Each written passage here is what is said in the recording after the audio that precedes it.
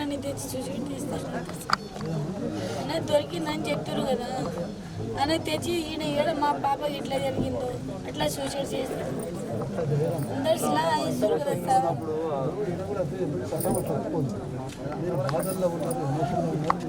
చాలా తీవ్రమైన అన్యాయం పాపకట్ట జరగాల్సి లేకుండా కానీ అది జరిగిపోయింది. అది జరిగిపోయిన దానికి మీరు మనసులో అనుకునే విధంగానే జరుగుతుంది. జరుగుతుంది మీరు అనుకున్నట్టే జరుగుతుంది. వెయిట్ చేయండి.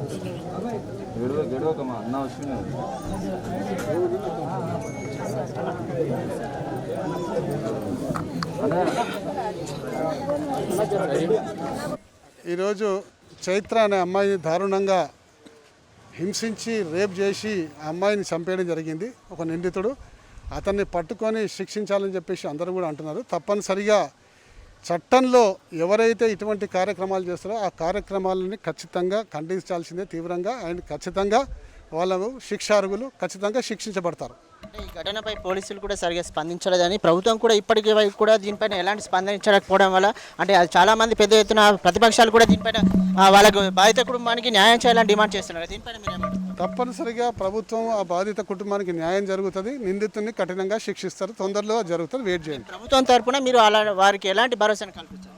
చెప్తున్నాగా ప్రభుత్వ తరఫున చెప్తున్నాగా 100% అతన్ని శిక్షిస్తారు. కుటుంబానికి న్యాయం జరుగుతుంది. సుధీర్ రెడ్డి గారు ముఖ్యంగా చెప్తున్నది ఏంటంటే బాధిత కుటుంబాన్ని పరామర్శించన్నాడు. ఎవరైతే నిందితులు ఉన్నాడో వారిని కఠినంగా శిక్షించేందుకు ప్రభుత్వం ఇప్పటికీ అన్ని కసరత్తులు చేపట్టిందని చెప్పి వారిని కఠినంగా శిక్షించి ప్రభుత్వం తరపున వారికి కుటుంబానికి అన్ని విధాలుగా ఆదుకుంటామని ఎమ్మెల్యే సుధీర్ గారు చెప్తున్న పరిస్థితి కనిపిస్తుంది. కెమెరామెన్ గురుమూర్తితో నవీన్ వీతి న్యూస్ హైదరాబాద్. అలాంటి సిచ్యువేషన్లో ఉన్నాం సార్.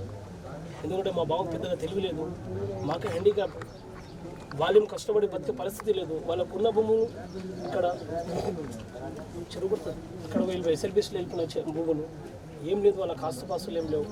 ఎందుకంటే ఆయన ఒక్క నడిపిస్తేనే వాళ్ళు నలుగురు తిరిగి ఆయన పడుకుంటే వాళ్ళందరూ పడుకుంటారు. ఎందుకంటే బాగా మొత్తం వస్తువులు ఇంతమంది మా చుట్టూ ఉన్నారు కాబట్టి నేను ప్రశాంతంగా కూర్చున్నాను. ఎందుకంటే ఓదార్పు వస్తువులని నేను కూర్చున్నాం. ఎందుకంటే మేము ఎప్పుడు చనిపోతామని కూడా నాకు తెలియలేదు. అలాంటి పరిస్థితులు ఉన్నాం సార్. దయచేసి మీరు దయచేసి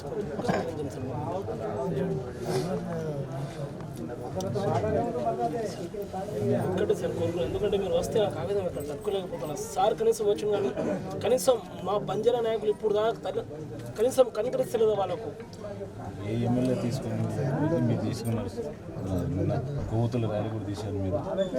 ఇప్పుడు ఎమ్మెల్యే కనీసం ఎలా ఉన్నారని అడగడానికి కూడా పాపం మీరు కోతి ర్యాలీ తీశారు. నిన్న సాయంత్రం నుంచి ఆ రకంగా